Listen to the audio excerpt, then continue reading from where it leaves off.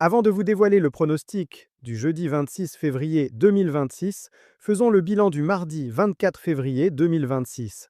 L'arrivée officielle est tombée avec les numéros 16, 3, 5, 11, 10, une combinaison qui a surpris de nombreux parieurs, notamment avec la victoire du 16 que nous n'avions pas retenu dans notre sélection principale. Dans notre sélection, 3, 8, 11, 6, 15, 14, 1, 9, nous avions tout de même deux chevaux à l'arrivée, le 3 et le 11. Cela montre que l'analyse de la course était cohérente, même si elle n'a pas permis de décrocher les gros rapports. Notre base était 3, 6. Très belle satisfaction avec le 3, également coup de cœur, qui termine à la deuxième place et confirme toute la confiance que nous avions placée en lui. En revanche, le 6 n'a pas répondu présent, ce qui a fragilisé nos différentes combinaisons. Le couplet gagnant placé 3, 6, 11 ne passe pas malgré la présence du 3 et du 11, l'absence du 6 nous empêche de valider le ticket. Le 2 sur 4, 11, 6, 15, 14 ne passe pas non plus, seul le 11 figure dans les 4 premiers. Pour le tiercé ou quarté, 3, 8, 11, 6, 15, nous retrouvons encore le 3 et le 11, mais sans le 16 et le 5 dans la combinaison, impossible de toucher. Point positif à souligner, la surprise 10 termine cinquième. C'est un signal intéressant sur notre lecture des outsiders. En résumé, un bilan mitigé pour ce mardi 24 février 2026, avec un excellent coup de cœur placé, une base partiellement validée, mais l'absence du 16 qui nous prive d'un meilleur résultat. On continue le travail, on ajuste l'analyse, et on revient plus fort pour la suite. N'oubliez pas de liker la vidéo, de vous abonner à la chaîne et d'activer la cloche de notification pour ne rien manquer des prochains pronostics.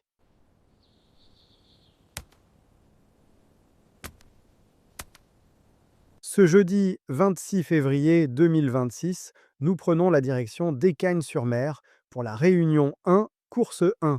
Une épreuve disputée en attelé sur 2925 mètres, avec 14 partants au départ et un coup d'envoi prévu à 13h55.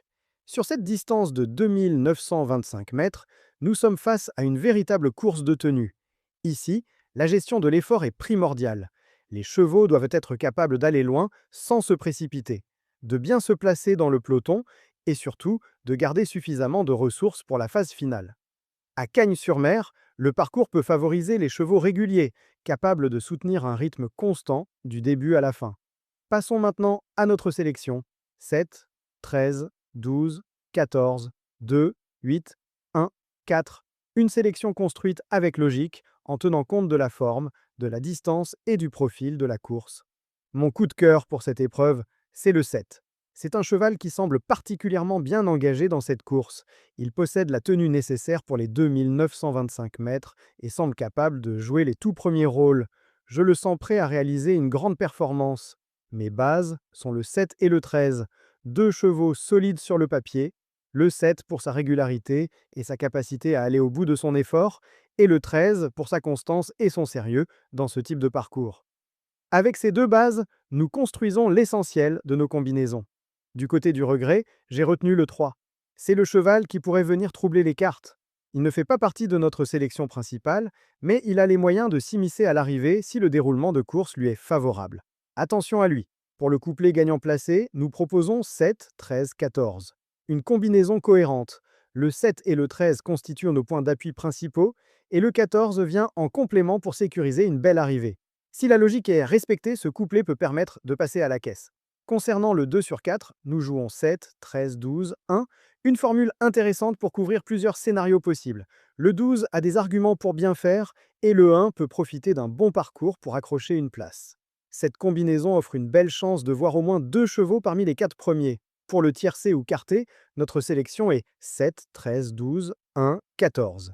Ici, nous cherchons à viser plus haut, le 7 en cheval de base, associé au 13 pour former un duo solide, avec le 12, le 1 et le 14 pour compléter l'arrivée. Si la course se déroule comme prévu, cette combinaison peut rapporter très correctement. Enfin, nos surprises sont le 5 et le 10. Ce sont des chevaux capables de créer la surprise à belle cote. Dans une course de tenue comme celle-ci, un bon parcours caché peut faire toute la différence. Il ne faut donc pas les négliger dans des jeux élargis. En résumé, pour ce jeudi 26 février 2026 à Cagnes-sur-Mer, notre confiance repose principalement sur le 7, notre coup de cœur associé aux 13 en base solide. Autour d'eux, le 12, le 14 et le 1 complètent une sélection cohérente et ambitieuse. Comme toujours, adaptez vos mises à Brooks à votre budget et jouez de manière responsable.